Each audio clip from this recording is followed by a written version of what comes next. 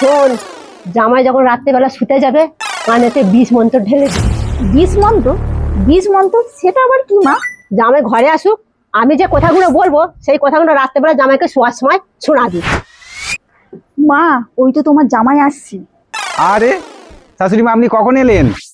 আরে বাবা, আমি তো সে সকালবেলায় এসছি। এই মেয়ে, এক গ্লাস জল নিয়ে আয় তো।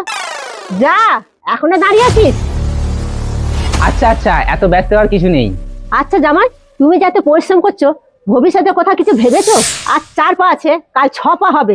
ভবিষ্যতের কথা কিছু ভেবেছো? নিজে খেটে কেন ছাই গোষ্ঠীর লোককে খাওয়াতে হবে? মা, ওকে আমি অনেক বুঝিয়েছি, ও আমার কথা একটাও শোনেনি। এ ছেলে সে ছেলে না, এ হচ্ছে বড্ড নারী। এই তুই চুপ কর, জামাই আমার বড্ড ভালো। মা, আপনি ঠিকই বলেছেন, আমাকে কেউ এইভাবে বোঝায় না। দেখলি মা, জামাই কিভাবে বুঝে গেল? আসলে তুই ভালো করে বুঝাতে পারিস না। হ্যাঁ মা, আপনি ঠিক কথাই বলেছেন, আপনার মেয়ে আমাকে ভালো করে বুঝাতেই পারে না। এবার ভাবছি বুদ্ধিটা আপনার কাছ থেকেই নিতে হবে, কিন্তু ভাবছি বুদ্ধির আলোচনাটা যে কোথায় করি, এখানে করলে তো আমার মা বাবা শুনে নেবে। ভাবছি আপনার বাড়িতে চলুন, আপনার বাড়িতে বুদ্ধির আলোচনাটা করবো। চলুন চলুন চলুন। বাবা, তুমি ঠিক কথাই বলেছো, আলোচনাটা আমাদের বাড়িতে করাই উচিত। চলো চলো চলো চলো চলো চলো। জামাইবাবু, দিদি বললো তুমি নাকি আমায় ডাকছিলে? আরে তুমি একা এলে কেন? তোমার বউটাকে তো নিয়ে আসবে। জামাইবাবু, বউ তো বাড়িতে নেই, সে তো বাপের বাড়ি গেছে। ও আচ্ছা আচ্ছা, তাহলে তোকে এই কথাটা বলি, 6 মাসের জন্য 3 লাখ টাকা ধার দিতে পারবি? ঠিকই গো, এত টাকা আমি কোথায় পাবো? এ বাবা, বিয়ে করেছে 3 বছর হলো, এখনো 3 লাখ টাকা জোগাড় করতে পারোনি? কে বলেছে টাকা জমানো যাবে না?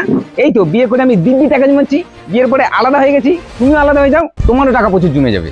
তার মানে জামাইবাবু, তুমি আমাকে কি বলতে যাচ্ছ? বিয়ে করে তুমি বউকে নিয়ে আলাদা হয়ে যাও, দেখবে তুমি 6 মাসে 3 লাখ টাকা জমে ফেলবে। ফালতু তুমি সংসারে ছাই গোষ্ঠীর লোককে খাওয়াবে কেন? হ্যাঁ, এই বুদ্ধিটা তো আগে কেউ আমাকে দেয়নি। আমি আজই আলাদা হয়ে যাবো, যাচ্ছি আমি এক্ষুনি মায়ের কাছে। জামাই, তোমার সাহস কি করে হয় আমার ছেলেকে আলাদা হওয়া কুবুদ্ধি দিচ্ছ? আচ্ছা শাশুড়ি মা, আপনার ছেলেকে আমি যদি কুবুদ্ধি না দিই, আপনার ছেলে দাঁড়াবে কি করে? আর 6 মাসে 3 লাখ টাকার মালিক হবে কি করে?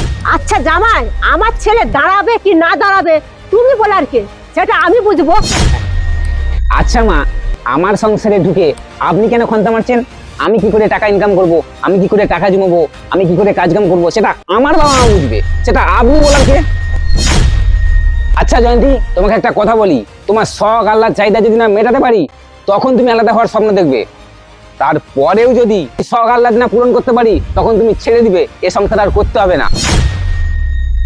আমি সেই সব শাশুড়িদেরকে বলছি যারা মেয়ের সংসারে এসে নানান রকমের কুটমন্ত্রণা দিয়ে থাকে, দয়া করে দেবেন না।